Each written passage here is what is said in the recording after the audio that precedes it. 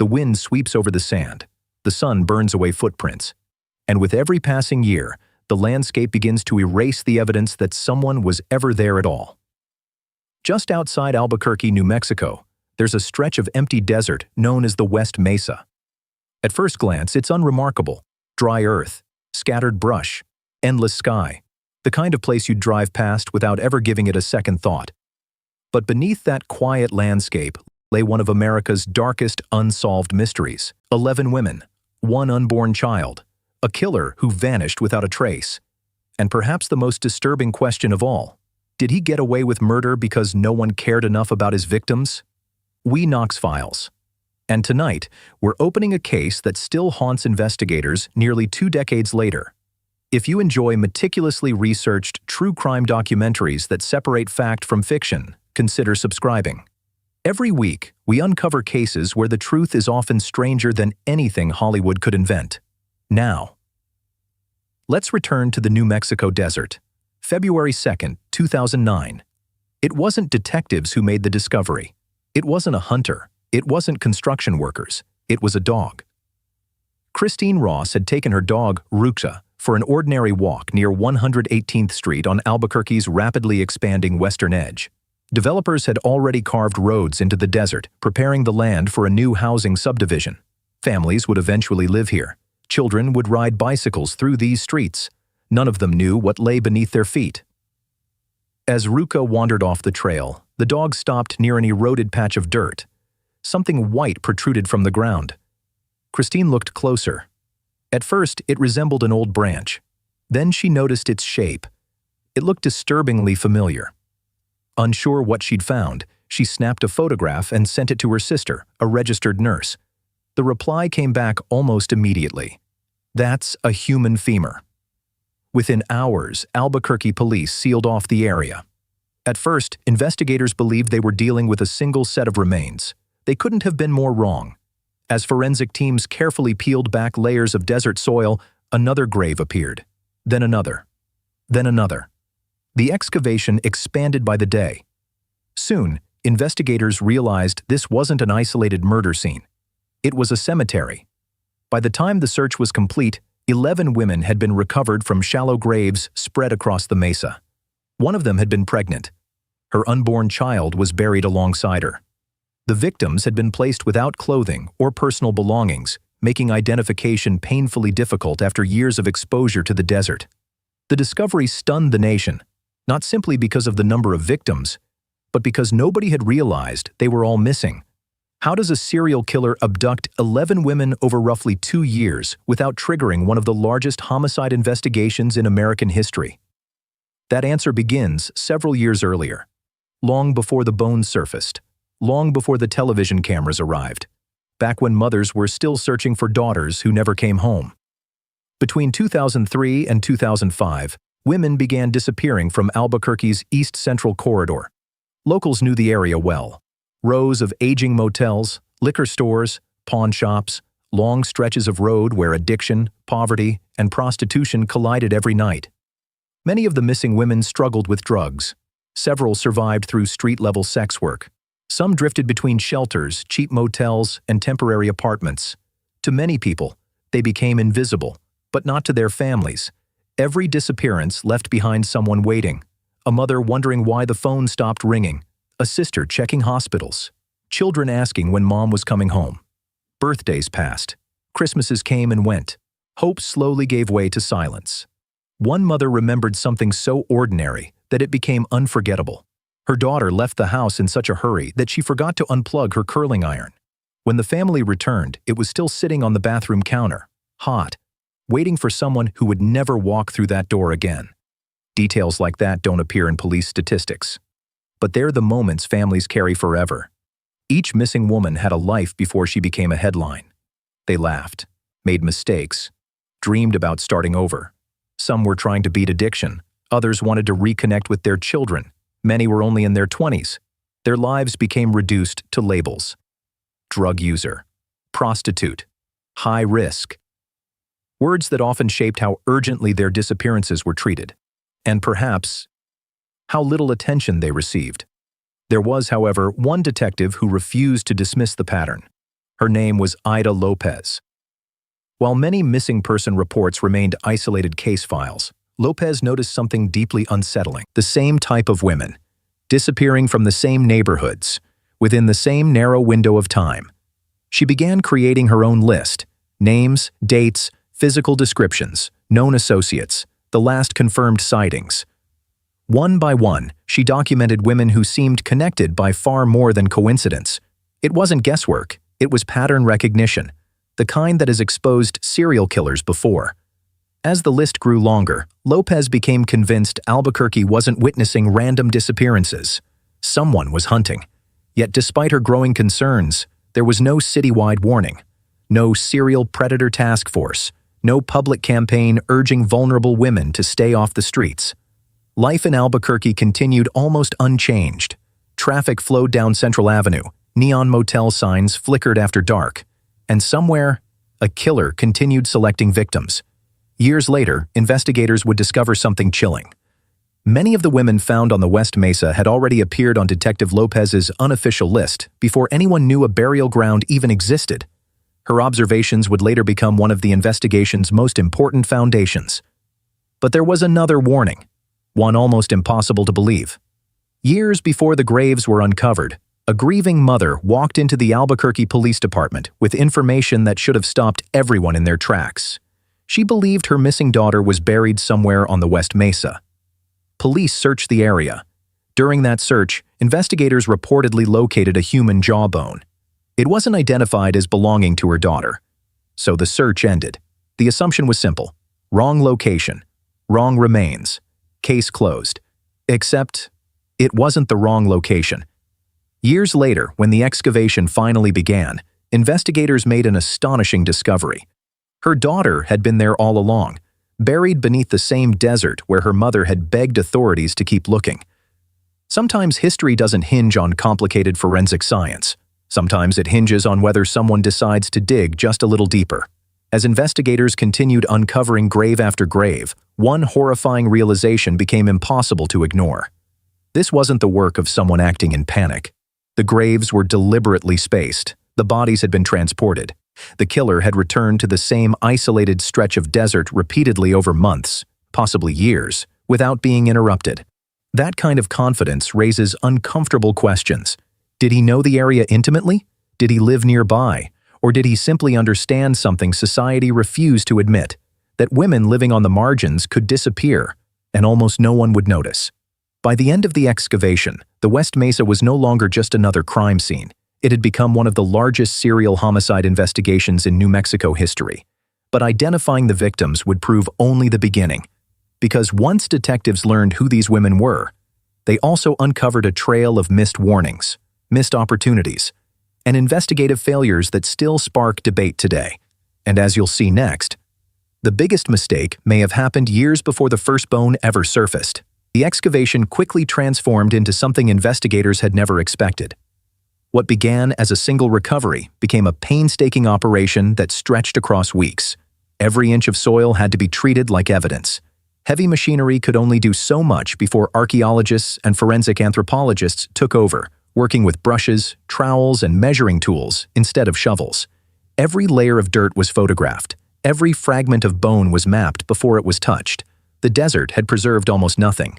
Years of heat, wind, and rain had stripped away the clues detectives usually rely on. There were no wallets, no purses, no clothing, no jewelry left on the bodies. The victims had been buried naked, leaving investigators with little more than skeletal remains to tell their stories. Yet even in silence, bones speak.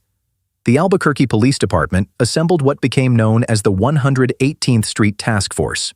Detectives joined forces with the FBI, forensic anthropologists, and specialists from the University of North Texas Center for Human Identification.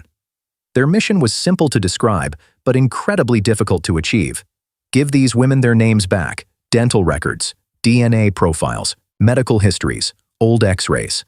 Every possible clue was compared against the remains. For many families, years of uncertainty were about to end, but closure would come with unbearable pain. The first name investigators confirmed belonged to Monica Candelaria. She was only 22 years old. Her disappearance in May 2003 had devastated her family. Her mother, Isabel, never stopped believing her daughter had been murdered. Years earlier, she'd even told police she believed Monica was buried somewhere on the West Mesa. She had been right. The answer had been beneath the desert all along. One by one, the remaining identities emerged.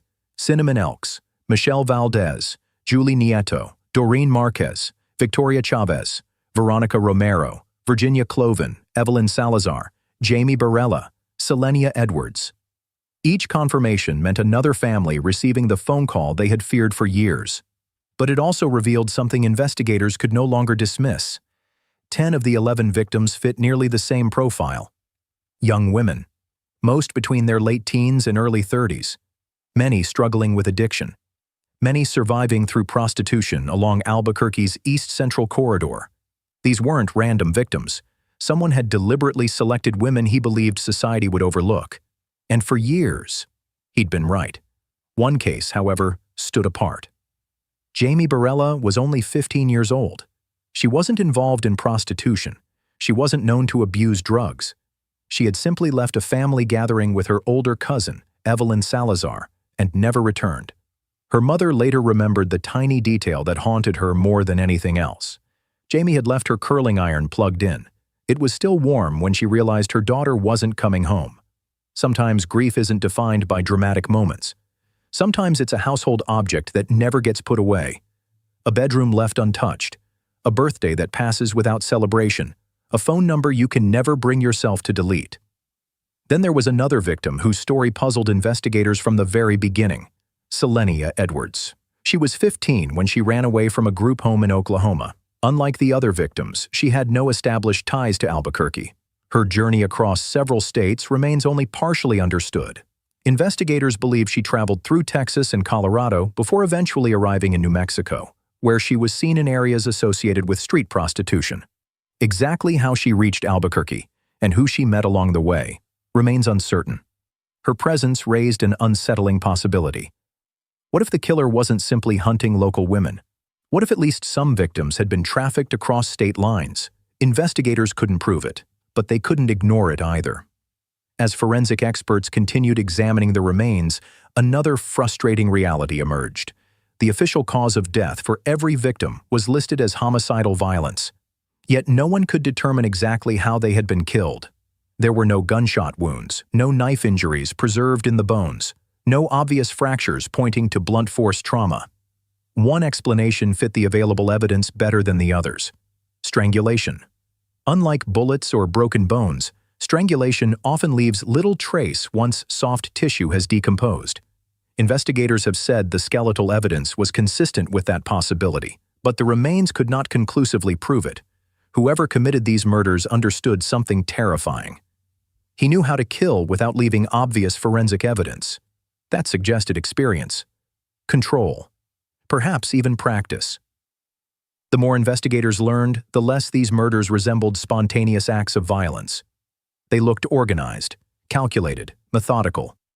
The killer repeatedly transported victims into an isolated desert, buried them in shallow graves, and disappeared without attracting attention. He returned again, and again, and again. No witnesses. No surviving victims. No obvious murder weapon. It was the behavior of someone who believed he was untouchable.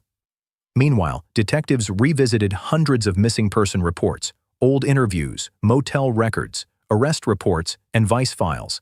And that was when Detective Ida Lopez's work became invaluable. Years before anyone discovered the burial site, Lopez had recognized that women connected to the East Central Corridor were disappearing at an alarming rate. She documented names, dates, and circumstances, creating a list that would later match 10 of the 11 identified victims. The list became more than paperwork. It became evidence that warning signs had existed years before the graves were uncovered. Naturally, people began asking an uncomfortable question. Why hadn't anyone acted sooner? The criticism wasn't aimed at one detective. In fact, Ida Lopez had done exactly what investigators hope good detectives will do. She noticed a pattern. She documented it. She raised concerns. The problem lay elsewhere. Missing person reports often remained confined to individual case files. One detective might investigate a disappearance. Another detective would handle a separate case. Without central coordination, no one connected the dots quickly enough. Each missing woman became an isolated tragedy instead of part of a larger pattern. Families repeatedly reported their daughters missing. Many believed police assumed these women would eventually return because of their lifestyles. If someone struggled with addiction, if they occasionally disappeared for days, if they worked on the streets, their absence often appeared less urgent. It's one of the hardest truths in criminal investigations. Not every victim receives the same attention. Criminologists even have a phrase for this phenomenon: the less dead. It describes victims whose disappearances generate less public urgency because of poverty, addiction, homelessness, sex work, or social isolation. The term is disturbing, but the West Mesa case forced people to confront exactly why it exists. Imagine the headlines if 11 university students had disappeared from the same neighborhood over 17 months, or 11 nurses, or 11 teachers. Would the response have been different? It's impossible to know. But many families believe the answer is obvious. Years later, the U.S. Department of Justice issued a separate report documenting serious institutional problems within the Albuquerque Police Department, including failures in accountability and organizational coordination. While the report did not specifically investigate the West Mesa murders, critics have pointed to its findings as evidence of broader systemic issues during the period when the women disappeared. Whether those failures directly affected this investigation remains a matter of debate. What isn't debated is that 11 women vanished before anyone realized a serial predator might be operating in Albuquerque. As public pressure intensified, detectives chased every lead they could find. More than 1,000 tips poured in.